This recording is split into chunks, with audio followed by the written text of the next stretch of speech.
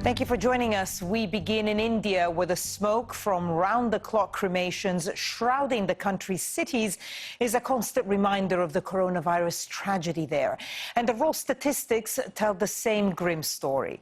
The country is now reporting more than 18 million confirmed cases. There have been 8 straight days of 300,000 plus infections. More than 200,000 people have died, but it's feared that the true number could be 5 times that, or even 10 times the official figure. And as the caseload climbs and the death toll grows, the vaccination rollout just can't keep pace. Nearly 148 million doses have been administered, but because of the size of the population, fewer than 10% of people have actually received them. Elizabeth Puranam begins our coverage in New Delhi.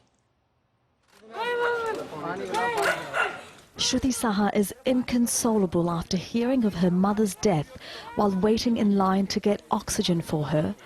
"I want to go to my mother," she cries repeatedly.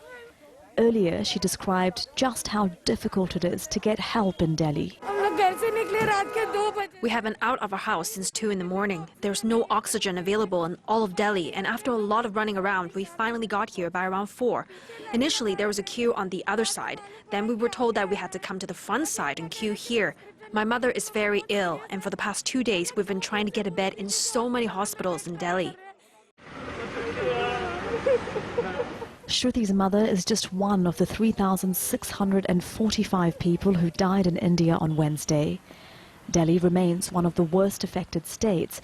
Its leader said despite trying their best, every hospital in the capital is overburdened and treating people beyond their capacity. That's why this space in central New Delhi, where political rallies and religious festivals are usually held, is being converted into a makeshift hospital.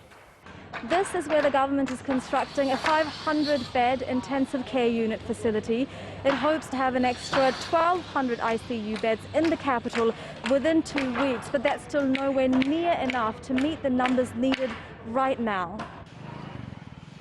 Delhi's cases are going up by more than 20,000 each day, and health experts say around 15% of people with the virus need to be in hospital. The US State Department tweeted saying access to medical care is severely limited due to COVID-19 cases, and US citizens who wish to depart India should use the available commercial flights now.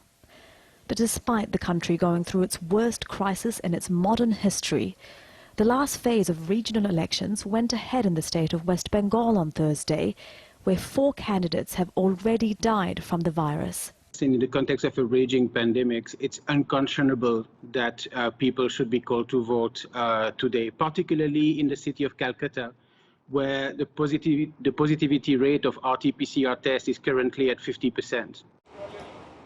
Health experts say the devastating scenes witnessed in other states will be repeated in West Bengal as a result of the large political gatherings.